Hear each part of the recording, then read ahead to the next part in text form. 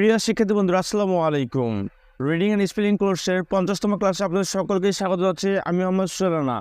আজকের ভিডিওতে আলোচনা করব, আমরা জানি ইউ থেকে উৎসর্গ হয়, তবে তিনটি লেটার শব্দের মধ্যে ইউ থাকলে ইউ থেকে আকার হবে। চলুন উদাহরণের মাধ্যমে জানার চেষ্টা করি।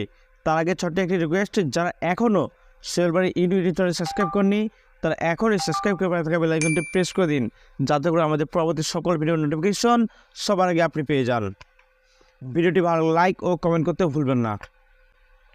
BUT but, B U T but, C U T cut, C U T cut, F U N fun, F U N fun, G U N gun, G U N গান, এইচইউএন হান, এইচইউএন হান, জেইউএন জান, জেইউএন জান, এলইউএন লান, এলইউএন লান, এমইউএম মাম, এমইউএম মাম, এনইউএন নান, এনইউএন নান, আরইউএন রান, আরইউএন রান, ভিইউএন ভান, ভিইউএন ভান, বিইউটি বাট, সিইউটি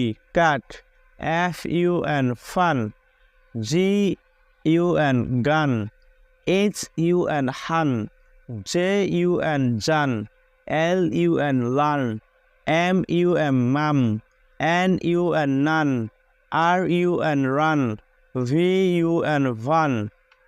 ভিডিও শেষে আপনাদের অনুরোধ যাচ্ছি, যারা এখনও সেলবারি ইউটিউব চ্যানেল সাবস্ক্রাইব করেনি তারা এখনই সাবস্ক্রাইব করে পাশে থাকা বেল আইকনটি প্রেস করে দিন, যাতে করে আমাদের পরবর্তী সকল ভিডিও নোটিফিকেশন সবার আগে আপনি পেয়ে যান।